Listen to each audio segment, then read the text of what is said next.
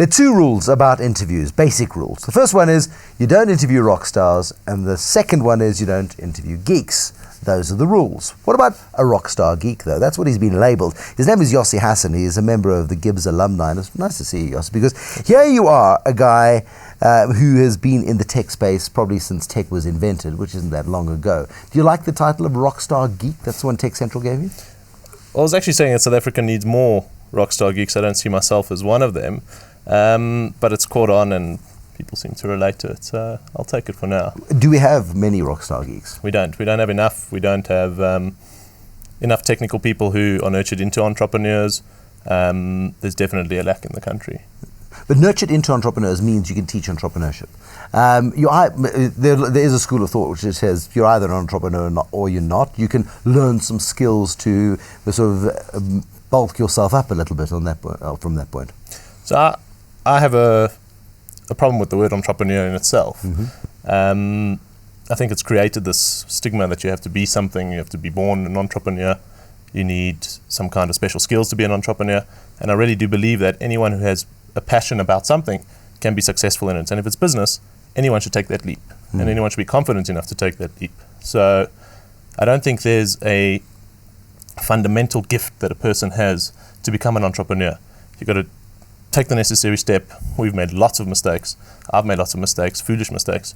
And having that environment which just says, we're there with you and you've got that support group really will build better business people and better entrepreneurs. I mean, you talk about making the big mistakes, but you can't learn. There's a fabulous book by Tim Harford, the new one, by Tim Harford, where it says, well, the best businesses have been built on the back of mistakes. And I think it's the only way to build a business. You've got to be making mistakes all the time. And if you're not making enough mistakes, you're actually not trying anything new and you're not being different.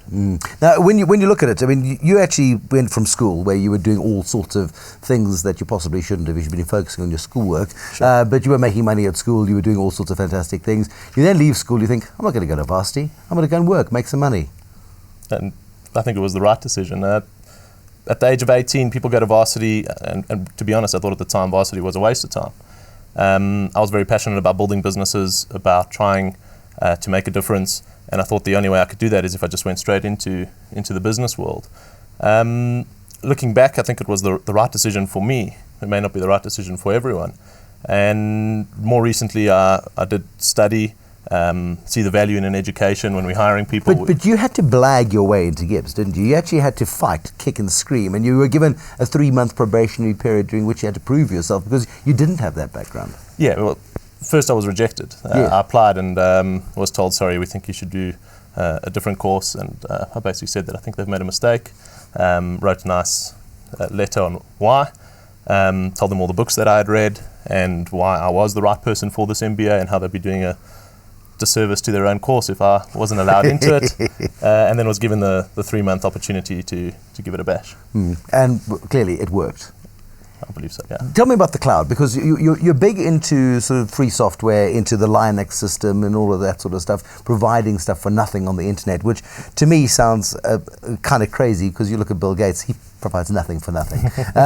You can't walk into Microsoft head office and breathe without paying for something, surely. Sure.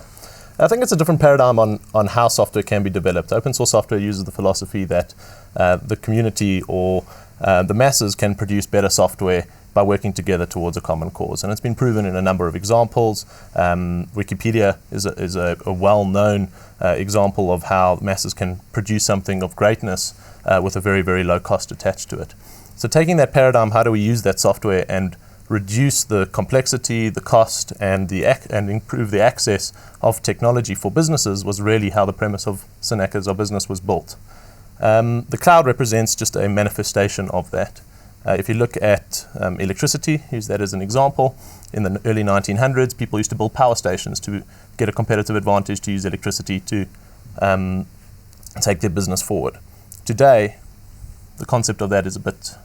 Well, actually, today in South Africa, you probably do need to build your own power station. But the point of the cloud is, I mean, you take away the hardware responsibility away from your clients and basically say, we'll look after it for you. You can trust us. Now, we haven't yet had a big cloud disaster, but surely it isn't far away. It probably isn't far away. You're probably right on that.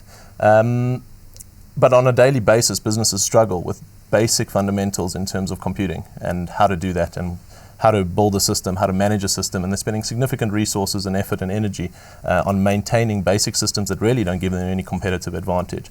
So the cloud takes that all away from you and allows you to focus on your business. Good cloud providers should be putting in necessary systems, tools, backup procedures so that these disasters don't happen. And security. And the security side of things as well. So if you're using a good cloud provider, a lot of that risk should be mitigated. It's not to say that it's foolproof, just like with our power. No, absolutely. You've got to move back sometimes. But in general, it's a far superior way of delivering IT services to your business at a much lower cost. Let's square the circle a little bit. We started talking about Rockstar Geeks. We got Silicon Cape, which seems to be doing some interesting stuff. There's lots of app creation and all sorts of other useful stuff coming out of Silicon Cape. What about Silicon Highveld, Gauteng, Pretoria, whatever it might be? I think there's definitely a start of that in the Joburg area.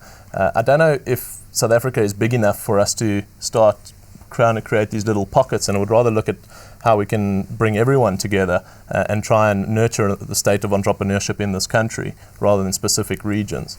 So from Johannesburg point of view, I think the business is here. A lot of the technical talent is in Cape Town, and really they need to start looking at, well, how do we bring the two together?